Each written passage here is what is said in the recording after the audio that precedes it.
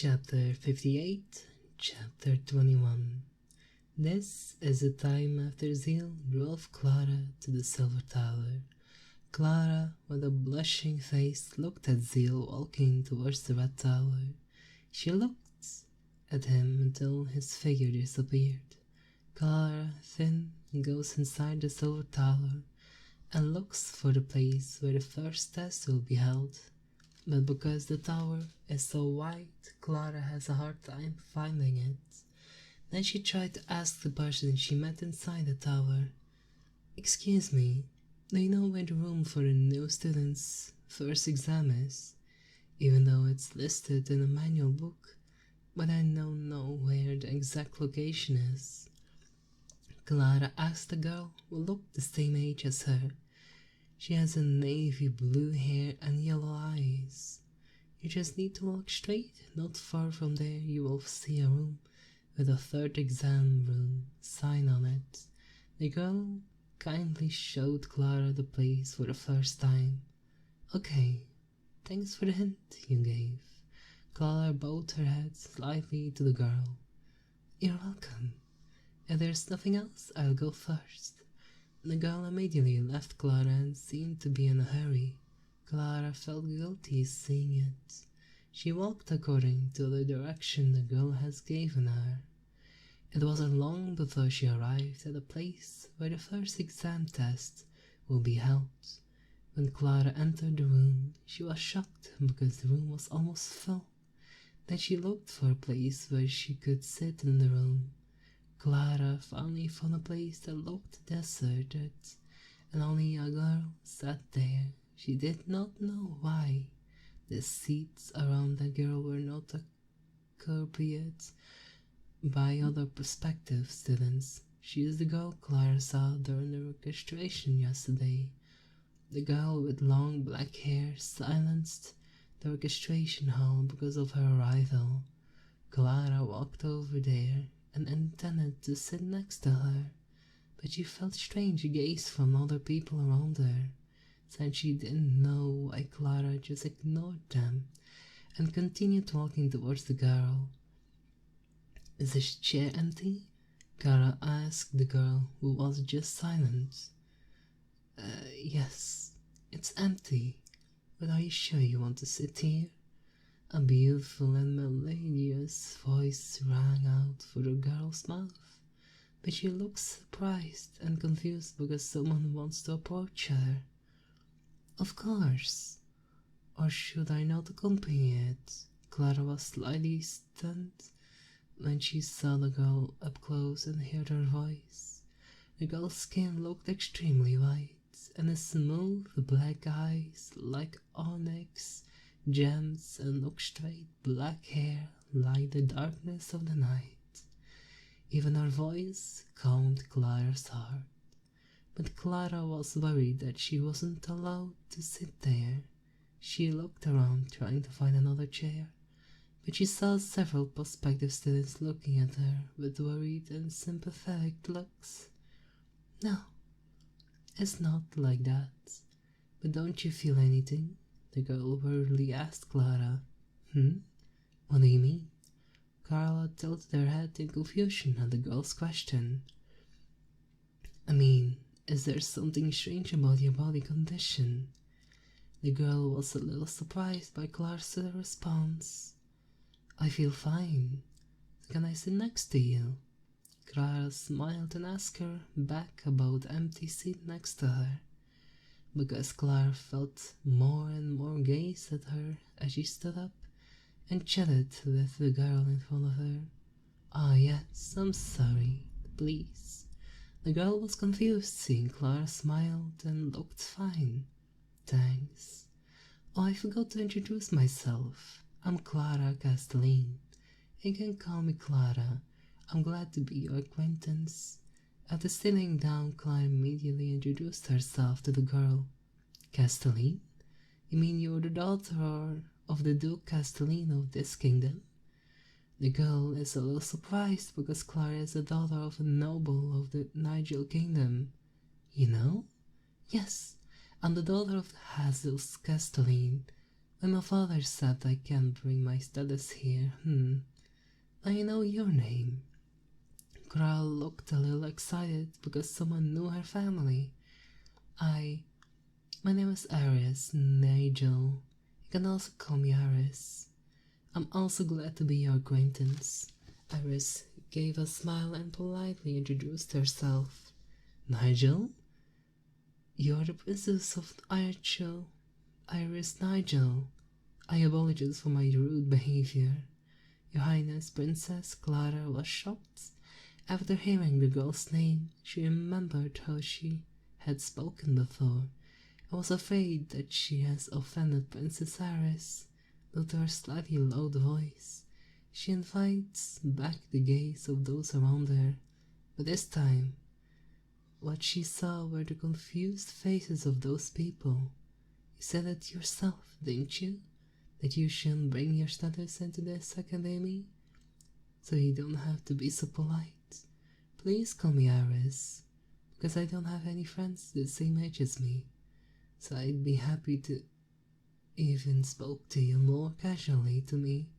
She said it with a smile even though her face looked sad. Alright then. Iris, nice to meet you. Clara still hesitated to speak too casually to the princess of the kingdom her father serves. Nice to meet you too, Clara. Did you come to apply to the academy by yourself? As far as I know, that it's quite far from your area to come here. Princess Iris smiled widely, a smile that even the flowers garden were embraced about you. Can see a happy face from her. Clara was mesmerized for a moment at that smile, even though she was the same woman. No, I came here with my aunt, who's also a teacher at this academy, and my servant, Clara answered honestly. You have an aunt that becomes a teacher here, and you came with a servant? You mean, is he just accompanying you, or is he enrolling in this academy? Princess Iris looked enthusiastic talking to Clara. She showed her questions.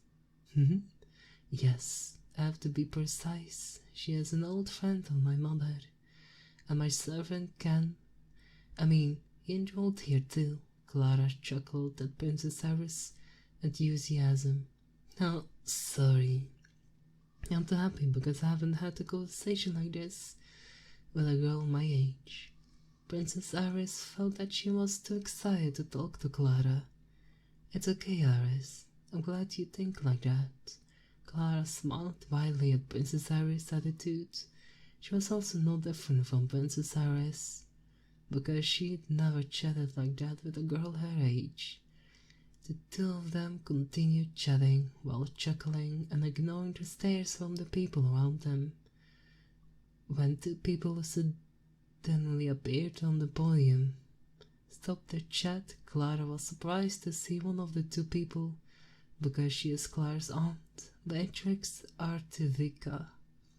Welcome prospective students of Pequementia Grand Academy. The person who spoke was a young man with a shoulder-length red hair. We are the ones who will supervise your exams. I am Beatrix Artivica, and he is Red Brandon. Beatrix and Red currently wear the same uniform that Christoph and Kalia wear. It looks like it's the uniform that the teachers at the academy will wear. Alright, let's start our test right away. Wright snapped his fingers and the exam paper appeared in front of the prospective students. Irish, good luck. Clara cheered on Princess Iris beside her. You too, Clara. Iris smiled in response. Exam begin. Beatrix wrote significantly the exam has begun.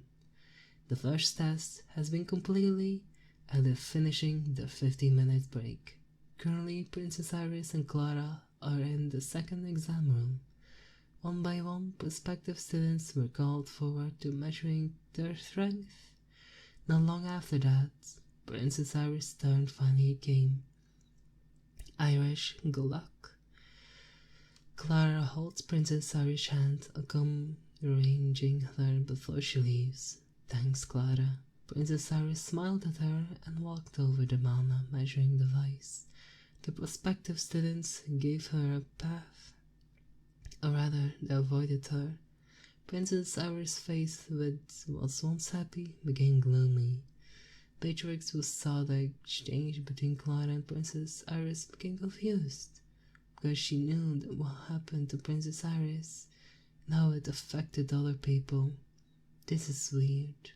Is it possible that her mana doesn't have the same effect as before? She has a magic tool that seals his mana's radiance perfectly.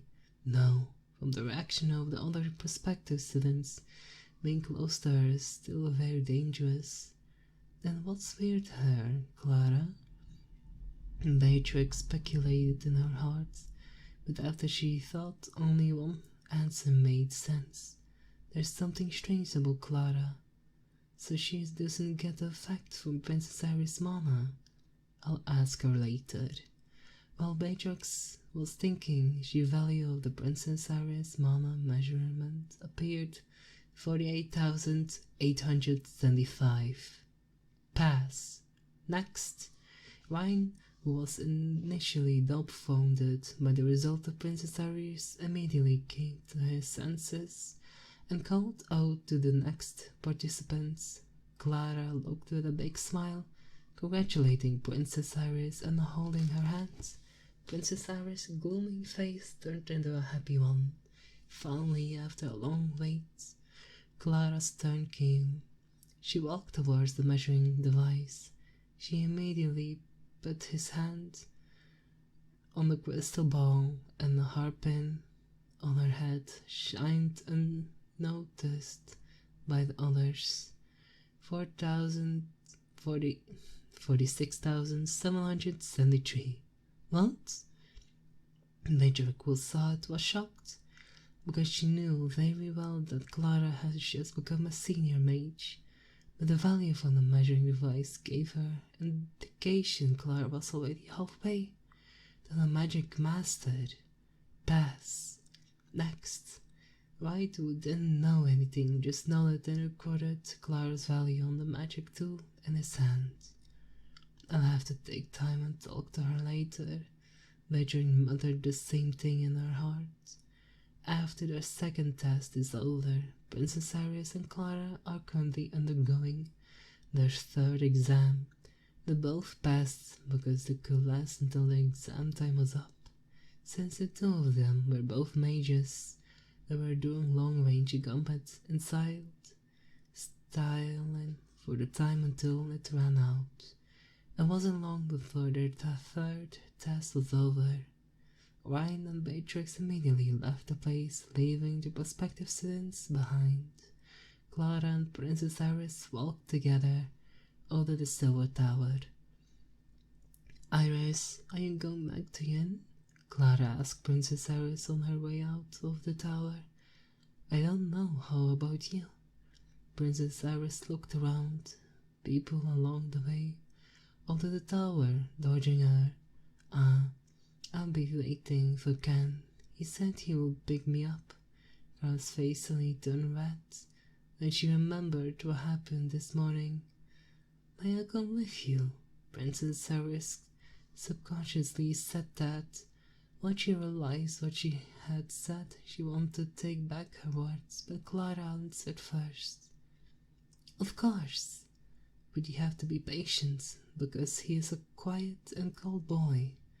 Clara nodded slightly in response, but Princess Iris looked worried.